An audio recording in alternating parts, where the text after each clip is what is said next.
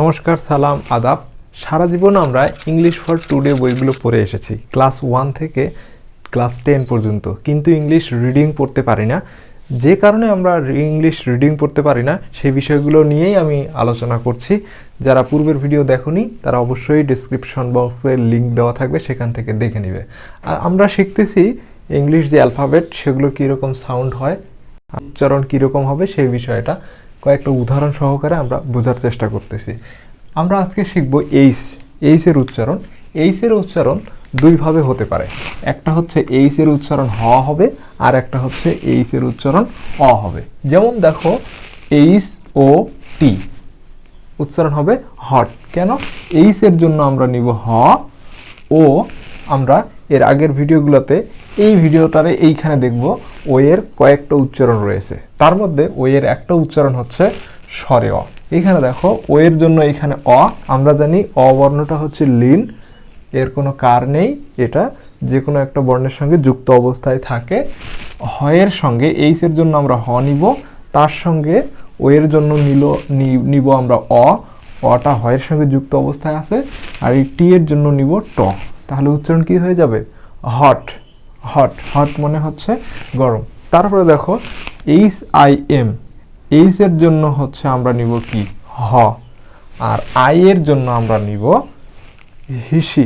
আয়ের কয়েকটা উচ্চারণ রয়েছে, আই যেহেতু ভাওয়েল তার কয়েকটা উচ্চারণ রয়েছে। একটা আইয়ের উচ্চারণ ই হবে বা হিসি হবে, ই এর সংক্ষিপ্ত রূপ বা কার।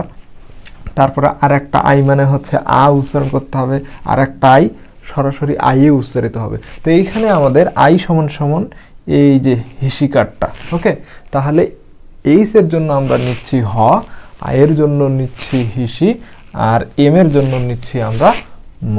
তাহলে উচ্চারণ কি হচ্ছে? হিম। হিম মানে তার। তারপরে দেখো এইচ ইউ এন, এইচ এর জন্য হচ্ছে হ, ইউ, ইউ এর আমরা আলোচনা করব পরবর্তীতে।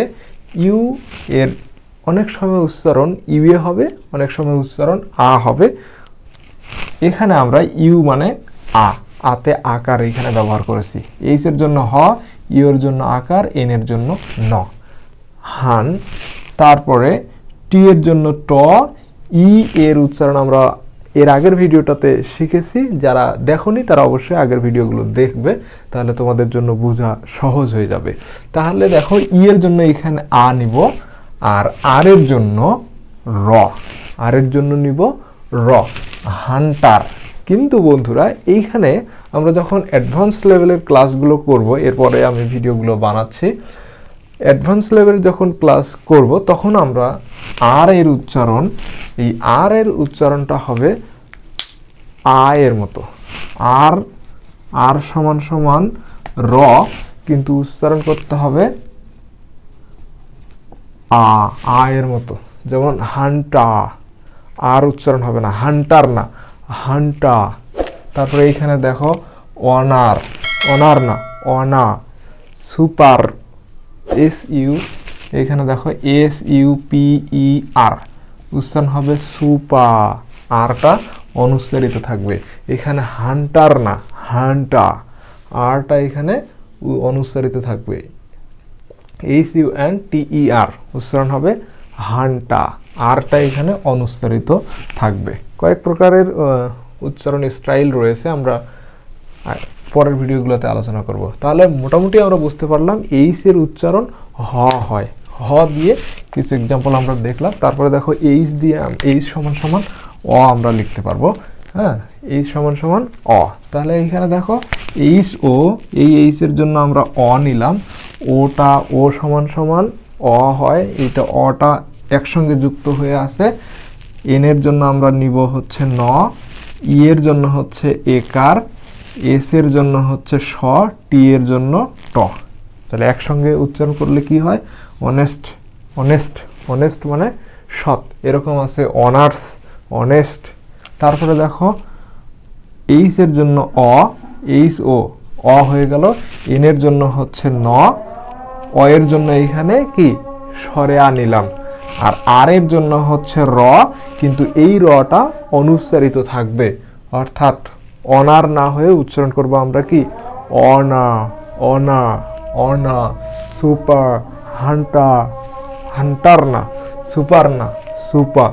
তো এই যে এই সমান সমান আমরা অ উচ্চারণ করতে পারি। তারপরে দেখো আয়ের কয়েকটা উচ্চারণ রয়েছে। আই যেহেতু ভাওয়েল, এর লং সাউন্ড রয়েছে, শর্ট সাউন্ড রয়েছে। তাহলে দেখো আইতে হস্যই বা হিসি, এটা আমরা নিতে পারি।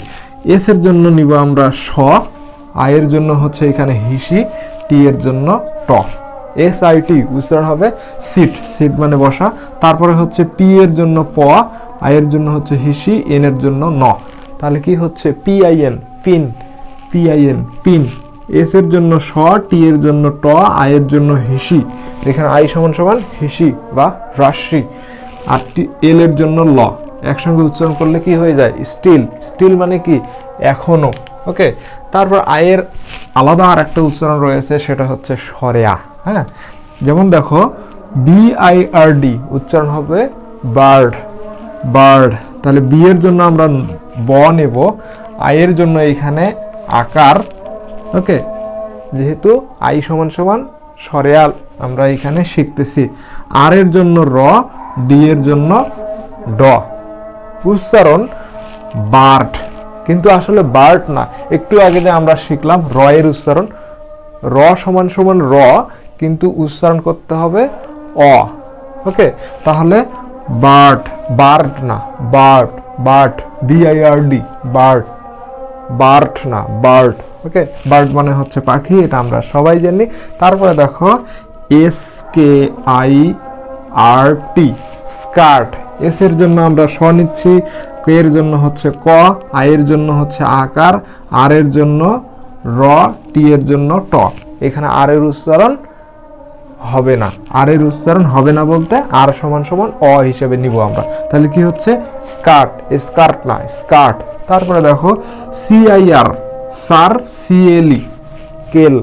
এখানে এই সি এর জন্য স নিচ্ছি, হ্যাঁ, আয়ের জন্য হচ্ছে আকার, আর এর জন্য হচ্ছে র।